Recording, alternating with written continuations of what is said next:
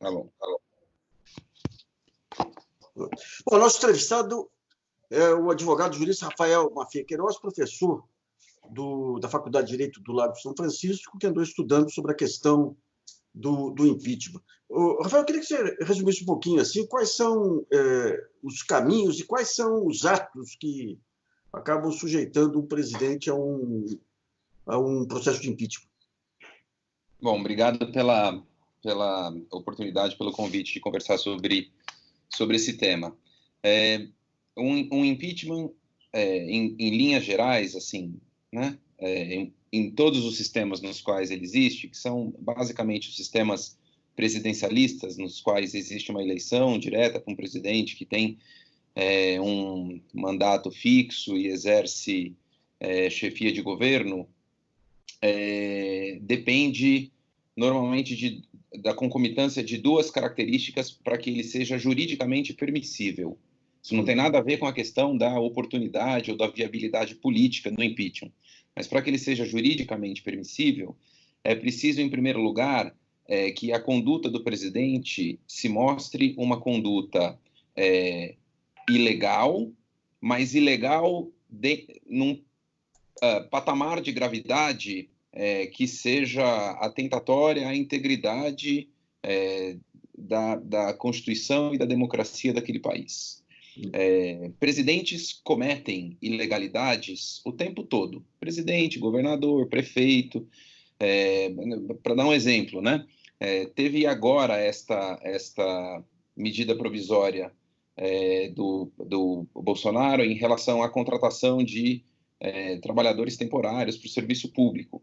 E existe um debate, eu não sou da área de direito administrativo, mas existe um debate quanto a saber se isso é ou não constitucional, porque a Constituição exige contratação por concurso e a medida provisória amplia demais as hipóteses de contratação fora de concurso. Isso seguramente vai ser levado ao judiciário e pode ser que o judiciário diga esta medida provisória é inconstitucional, certo?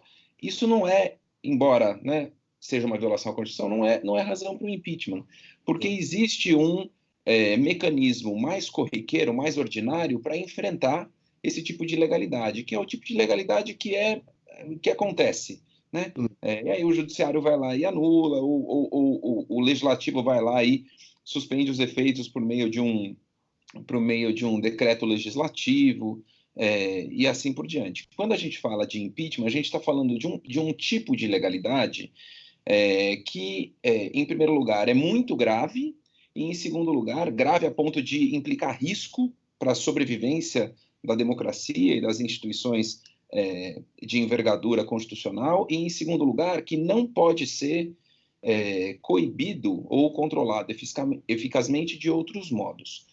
Tirando esse grande pano de fundo, você tem, em diferentes países, variações sobre qual é o tipo de ilegalidade que pode, assim, concorrer ao posto de um crime de responsabilidade.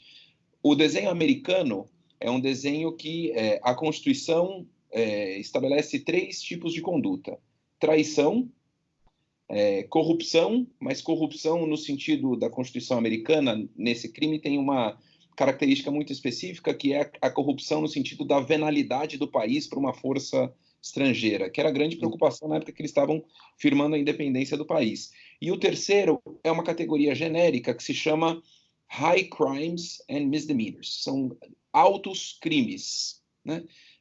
Que nenhuma lei define o que é, e a cada circunstância em que há uma dúvida sobre o presidente ter cometido um high crime, gera-se um debate público quanto a saber se aquilo é ou não algo que permite o impeachment. Aí eles têm muitos precedentes, porque juízes são passíveis de impeachment lá no juízes federais. Então você tem um histórico de debates parlamentares e doutrinários sobre o que gera o impeachment, mas você não tem uma definição legal.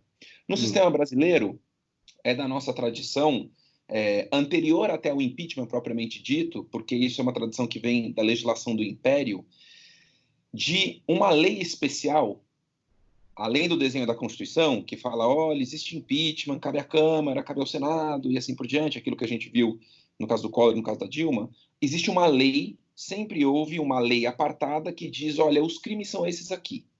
Então, no caso específico do Brasil, a gente precisa se virar para interpretar esses crimes que a lei diz que são crimes e que, a depender do parâmetro de gravidade e da inexistência de outros mecanismos que possam combatê-los eficazmente, de modo menos traumático, saber se eles são ou não são crimes.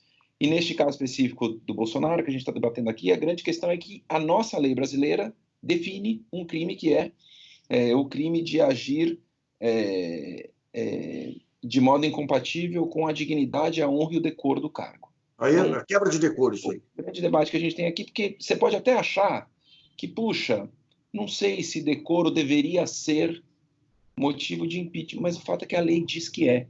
E a gente, no direito, não pode olhar para a lei e falar, olha, a lei diz, mas não deveria ter dito. Ela diz. A gente tem que interpretar a lei de acordo com a sistemática do impeachment, de modo a não permitir abusos que torne o presidente refém do Congresso, porque não é essa a lógica de um sistema presidencialista, mas algum sentido na lei do impeachment, decoro, dignidade e honra do cargo tem, porque senão não seria crime de responsabilidade.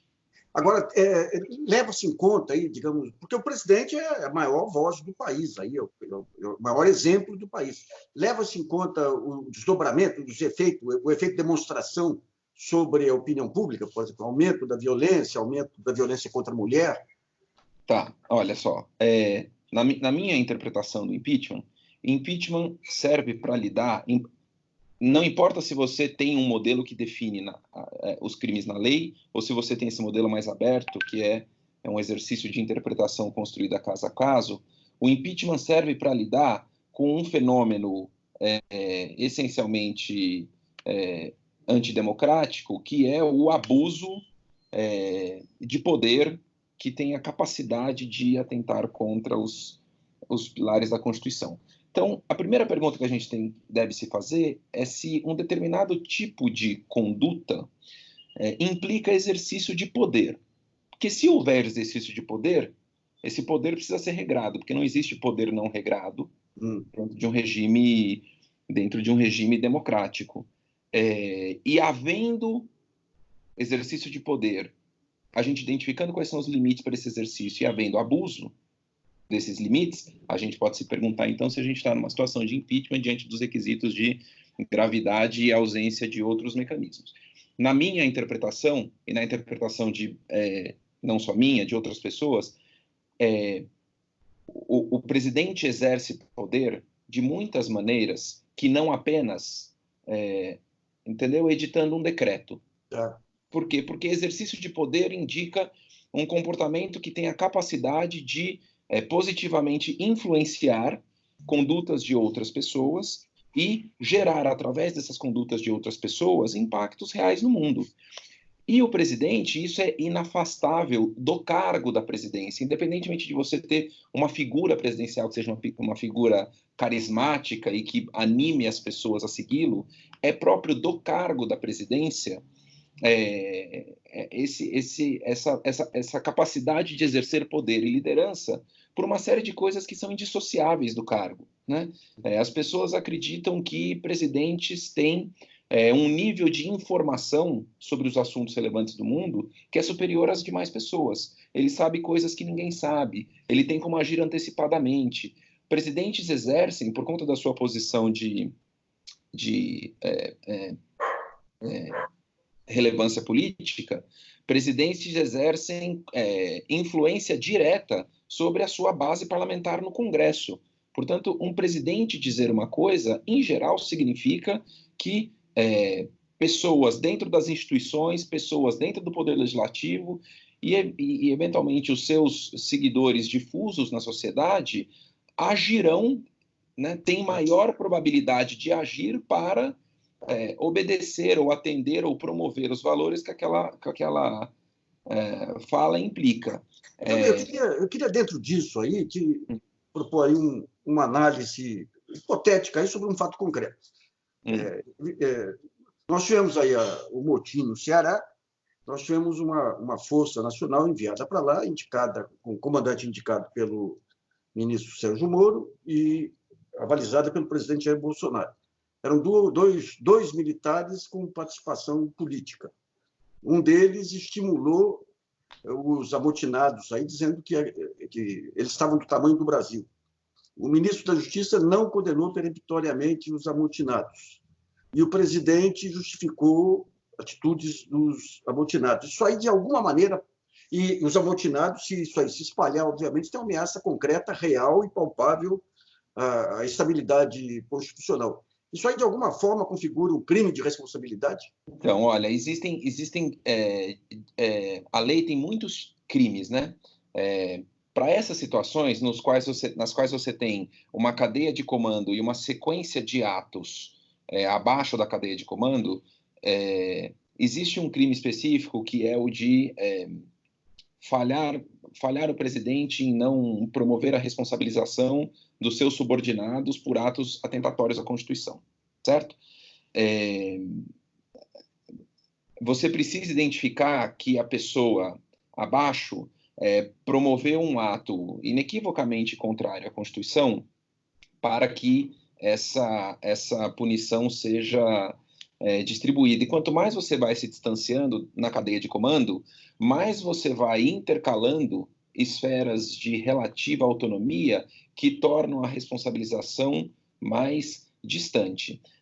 Eu acho mais fácil a caracterização como crimes daquelas condutas nas quais o presidente diretamente incita algo que ele não pode incitar e que a gente não tem como, de outro modo, coibir. Então, eu acho particularmente grave o presidente vir a público incitar anunciantes a abandonarem um certo jornal. Incitar assinantes a cancelarem suas assinaturas. Ou então, usar o seu poder legal para cancelar assinaturas de jornal e depois externalizar, né, a sua motivação, pelo menos parcialmente retaliatória, a esses atos. Cadeias longas de comando são inimigas de responsabilização. Atos diretos e mais flagrantemente atentatórios são mais facilmente responsabilizáveis por este critério de promoção de uma conduta diretamente ilegal. Apologia da tortura se enquadra nisso, então? Apologia da tortura, sem dúvida alguma. Um presidente não pode cometer apologia à tortura e elogiar atos de tortura, assim como ele não pode incitar fechamento de instituições que são constitucionalmente necessárias. E aqui, no caso do Bolsonaro, eu acho que tem uma distinção que é importante de ser feita, porque muita gente vai dizer assim, bom, o Bolsonaro não é assim de hoje, né? As pessoas elegeram o Bolsonaro, talvez não apesar dele fazer apologia a coisas que não merecem apologia, não podem ser louvadas sob a Constituição, mas talvez até por isso, né? Porque ele é esta pessoa. E ele tem um histórico de 7 legislaturas no Congresso Nacional de promoção daquilo que não pode ser promovido. Por que agora as coisas, de repente, seriam diferentes? E aqui eu acho que existe uma diferença constitucional que é importante. Segundo a Constituição, parlamentares são invioláveis por suas opiniões e por seus votos. A Constituição quis dar a parlamentares uma ampla possibilidade deles, no exercício da sua legislatura e nos debates que são implicados nisso, testarem os limites da comunicação pública, né? Na sua interação com seus eleitores e com seus colegas parlamentares. Ainda assim, isso não significa que a pessoa tenha carta branca para dizer tudo, mas, de todo modo, se você está dizendo o indizível como parlamentar, você pode construir uma argumentação de que existe uma inviolabilidade para você, que é dada pela Constituição. No caso do presidente, isso não existe. O presidente não tem esta imunidade. O Bolsonaro presidente é diferente do Bolsonaro parlamentar e ele é tratado pelo direito como diferente, justamente porque o direito reconhece, na minha opinião, que o potencial de liderança e de impacto, seja sobre as condutas das pessoas, seja a integridade da própria presidência da República, que existe no discurso de um presidente da República, não existe no discurso de um parlamentar, por mais que o parlamentar seja uma figura pública. Isso faz com que coisas que talvez tenham merecido a leniência quando o Bolsonaro era parlamentar, na minha opinião, não merecem a mesma leniência quando ele é presidente, porque o presidente é um cargo politicamente, simbolicamente único dentro de um sistema constitucional. Uma outra questão. O parlamentar tem 600, o presidente tem 1. Tá. Não, em relação ao impeachment do Collor e ao impeachment da Dilma, o crime de responsabilidade. Em relação ao Collor, nem chegou a ser julgado. Em relação à Dilma, um dos argumentos é que ela tinha perdido condições de governabilidade. Mas nós não estamos no parlamentarismo, estamos no presidencialismo. Qual é o papel do Supremo? Analisar a governabilidade ou garantir o voto popular contra maiorias parlamentares eventuais? Eu sou conservador nesta questão.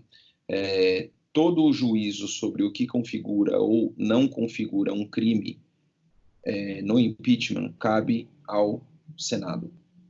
O Judiciário não tem papel em dizer que o Senado errou ao considerar crime o que não era crime, porque não existe uma competência revisora de mérito do Judiciário em relação ao que o Congresso diz, por uma série de razões. Algumas são razões que estão ligadas ao fato de que quando o impeachment foi desenhado desse modo, dentro do presidencialismo, originalmente no presidencialismo americano, no final do século XVIII,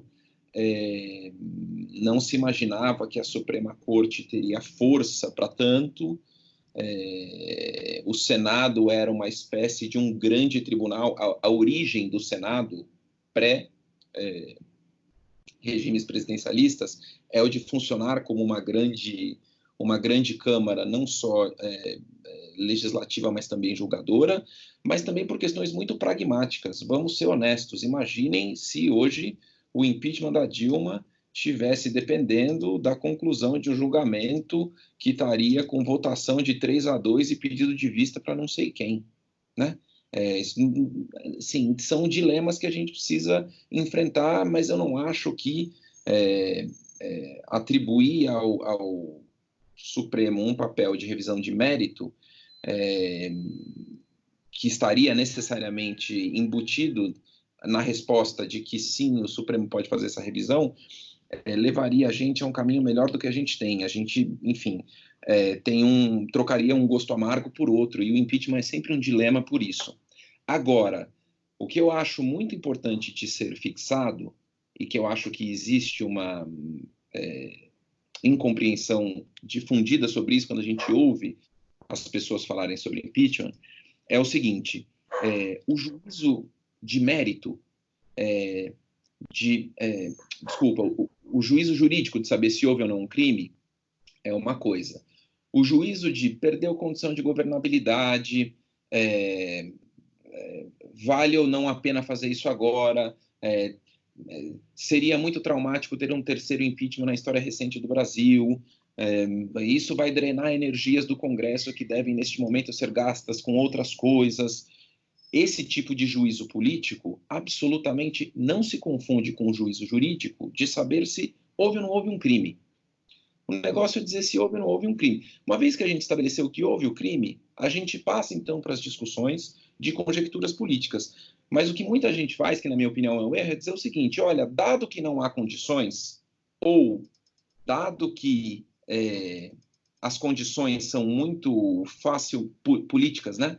Dado que as condições políticas são muito favoráveis ou muito desfavoráveis, então houve crime ou não houve crime. O crime não depende da existência de condições, nem de condições de governo, nem de condições de impeachment. Se não houve crime, não dá para ter impeachment. Se houve crime, a gente pode avaliar impeachment. Agora, na lógica do impeachment, na minha opinião, e aqui talvez eu divirja de muitas pessoas, é lícito, é constitucionalmente permitido ao Congresso fazer um juízo de conveniência do impeachment, mesmo reconhecendo que o crime aconteceu. Não é impróprio, talvez pessoas se lembrem disso, houve no caso do Temer uma liminar concedida, salvo engano, pelo ministro Marco Aurélio, pretendendo ordenar ao presidente da Câmara que iniciasse, determinasse a instauração da comissão de impeachment contra o Temer, como se o presidente da Câmara fosse vinculado, uma vez apresentada uma denúncia que descreve algo que é um crime, a dar início à comissão, e como se ele fosse impedido de exercer esse juízo discricionário. Na minha opinião, ele não é. Mas o que precisa ser feito, e eu acho que no caso do Bolsonaro isso já seria um ganho para nós, como país e para a nossa cultura democrática, é dizer o seguinte: olha, o que faz com que a gente não inicie um processo de impeachment contra o Bolsonaro a essa altura, não é a dúvida que existe sobre ele ter ou não quebrado o decoro, porque sem dúvida ele quebrou. O que faz com que a gente não dê este passo agora é um juízo de prudência e de conveniência política, porque a gente acha que, neste momento, isso seria um remédio muito amargo. E aí deixa que as pessoas debatam a questão nesses termos. Mas ficar dizendo que a dúvida se ele cometeu ou não quebra de decoro, deprecia. Porque se o que ele fez não é quebra de decoro não existe. Quebra de decoro. E é péssimo isso para nós. Porque ele não pode ter essa chancela jurídica de que o comportamento dele é conforme ao decoro presidencial, que não é. Eu queria pegar um paralelo de dois casos. Você fala do efeito demonstração das declarações dos atos do presidente da República. E fala também que o Supremo não tem que entrar em juízos de mérito sobre decisões do Senado. Mas quando você pega o tempo político, decisões do Supremo têm um impacto na opinião pública, no Congresso e na mídia, não digo tão relevantes quanto do presidente, mas das mais relevantes, aí, especialmente nos últimos anos. E nós tivemos no impeachment um conjunto de episódios do Supremo Tribunal Federal que claramente insuflaram o processo de impeachment. A proibição de que Lula fosse indicado ministro, a não punição do vazamento das conversas ilegais, porque gravadas posteriormente aí a autorização de grampo aí do Lula com a Dilma, porque o Supremo teve uma atuação política, efetivamente. Como é que você vê o Supremo naquele período e agora? Então, eu na minha avaliação, eu não sei se eu vejo eles tão diferentes, talvez, quanto a sua pergunta sugira, porque eu acho que existe um problema em o Supremo fazer a sua pauta refém do tempo da política. Pensando em não pautar coisas porque elas podem ser politicamente sensíveis no momento, ou então não só pautá-las, como até julgá-las de modo a promover assim uma sinergia entre um movimento de natureza política e aquilo que vinha do judiciário. Sem dúvida alguma, é impróprio que a jurisdição seja pensada no seu exercício a partir dos impactos que ela vai ter a favor ou contra um determinado governo. E eu e muita gente concordamos com a avaliação de que a justiça andou mal quando ela se permitiu caminhar no ritmo da conveniência de um processo ao qual ela deveria ficar alheia, a não ser para definir quais eram as regras do jogo. Aquilo que o Supremo fez, assim, numa sessão que terminou madrugada dentro, pouco antes de começar o processo de impeachment, como, aliás, tinha feito também no caso do Collor, e falar, olha, a lei do impeachment, que também fixa o procedimento, né, é de 1950, então ela carece de um pouco de ajuste em relação ao que a Constituição diz. E o Supremo falou, ó, as regras são essas, né? Então... Um outro ponto também que eu queria ver com você, comparação aí entre modelo americano e modelo brasileiro. Você mesmo colocou que no impeachment, mesmo a questão da corrupção, a gente sabe que tem um conjunto de vulnerabilidades na democracia representativa. Lá é só analisado sob o ponto de vista de vulnerabilidade em relação ao exterior. E também o presidente da República, quer dizer, o Ministério Público, a Procuradoria-Geral, não é um poder autônomo, porque, podendo julgar o presidente, ele teria um poder político de se sobrepor ao poder do voto. Como que você vê esse modelo americano e, no caso, o modelo brasileiro? Você tem até um indulto, né, em que o próprio indulto aqui foi questionado, o direito de indulto do presidente foi questionado pelo ministro Luiz Roberto Barroso, e o Ministério Público teve um papel central na deposição de uma presidente da República. Qual que é o modelo mais virtuoso para a democracia? Olha, eu não acho que o problema do Brasil seja um problema propriamente de modelo, mas o que eu acho é que é importante que a gente consiga garantir que, dentro do modelo existente, as instituições funcionem, cada uma dentro do seu papel. Qualquer modelo que não seja preocupado em reforçar os seus limites e a sua lógica interna de funcionamento tende à degeneração. Seja um modelo no qual o Ministério Público tem essa estrutura de altíssima independência, como é o caso brasileiro, seja um outro no qual, embora as indicações sejam, porque no caso americano, embora as indicações sejam indicações políticas, né, a institucionalidade do Ministério Público, entre aspas, funciona como um grande mecanismo protetor, e quando as pessoas são instadas a agir fora dessa institucionalidade, aquilo é percebido como uma grande ofensa à própria instituição. A gente teve recentemente, num dos casos que envolvia um dos amigos do Trump, que foi levado a uma posição política importante, 4 promotores pediram afastamento do caso, e um deles, inclusive, renunciou à carreira, porque disse, olha, o que me está sendo pedido pelo procurador-geral é algo que, na minha opinião, é incompatível com o que é a instituição do Ministério Público. Portanto, eu não tenho como prosseguir no caso nesses termos, e eu não tenho sequer como prosseguir na carreira nesses termos. Então, você veja, embora você tenha ali um modelo que é um modelo que poderia ser um modelo mais politizado, a longa existência, o longo funcionamento dessas regras e desses padrões de conduta que são espelhados assim numa concepção também de moralidade política mesmo, do que é a burocracia, do que é o Ministério Público, do que é a independência do judiciário e do que é o exercício íntegro de cada uma dessas funções, cria uma camada de proteção e de independência que faz com que cada pessoa tenha absoluta clareza do que pode e do que não pode fazer. E a gente, aqui no Brasil, não só testa muito esses limites, como até, às vezes, estimula e aplaude quando esses limites são violados em nome de princípios substantivos que muito rapidamente poderão se voltar contra nós quando convier a próxima turma que tiver no exercício do cargo. A diferença é uma opinião pública madura, valores democráticos consolidados e homens públicos que respeitam a democracia.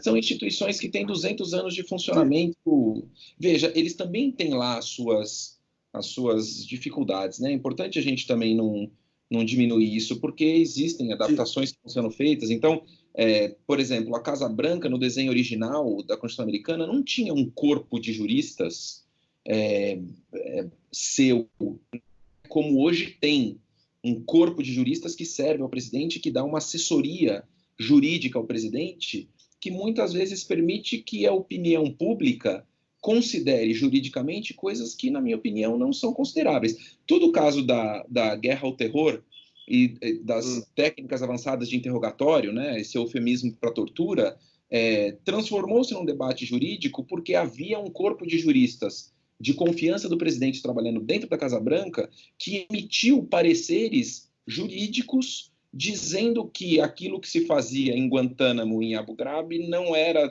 tecnicamente tortura, mas era uma outra coisa que não era tecnicamente tortura. E isso fez com que essas práticas fossem assim fantasiadas, né, vestidas de argumentos jurídicos que supostamente mereceriam séria consideração no debate público. Esse tipo de criação de uma doutrina jurídica que serve às ocasiões, às necessidades de ocasião do presidente, é algo que é relativamente novo. Tá. E isso traz um elemento assim, de oportunização jurídica que é ruim e que é perigoso. Então, existe lá, eles também, enfim, um pouco lidam com isso, e foi um problema sério durante o Bush, mesmo durante o Obama, e agora durante o Trump. Mas quanto mais você tem instituições que funcionam de um modo previsível por muito tempo, mais fácil é você reconhecer que cada agente subsequente deve atender aquilo e não subverter essas regras de acordo com as oportunidades e conveniências do momento. E acho que para a gente isso é mais difícil, mesmo porque a gente tem, no fundo, 30 anos, né, de Constituição nesses termos. Então, muita coisa foi modificada em relação aos regimes anteriores. De fato, o nosso caminho, a gente ainda está passos atrás, e isso possibilita uma série de coisas que em outros lugares, com instituições mais amadurecidas, já são debates superados. Então, muito obrigado aí por sua entrevista, aí, muito esclarecedora, viu, Rafael? Muito obrigado, eu que agradeço a oportunidade. Um abraço.